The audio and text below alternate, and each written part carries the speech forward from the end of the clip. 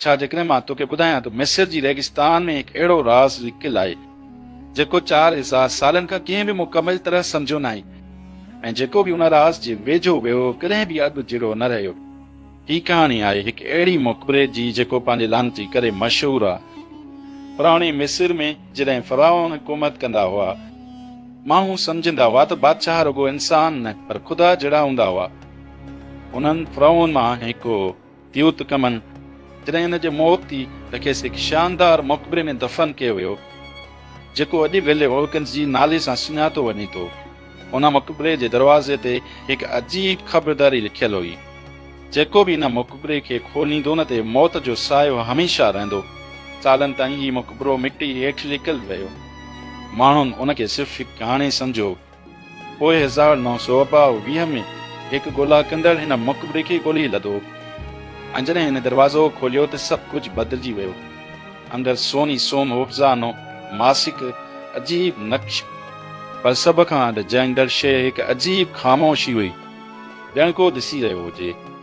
जॾहिं उहे माण्हू मुक़बरे मां ॿाहिरि निकिता त अजीब वाक़िआ शुरू थी विया। ॿियनि जा माण्हू हिकु हिकु करे बीमार थियण लॻा, कंहिंखे बुख़ार, कंहिंखे अजीब ख्वाब ऐं कुझु माण्हू ओचितो मरी विया। माण्हुनि चवणु शुरू कयो त हीउ सिर्फ़ु इतिफ़ाक़ न आहे, हीउ हिकु लानत आहे, फ़राउन जी लानत।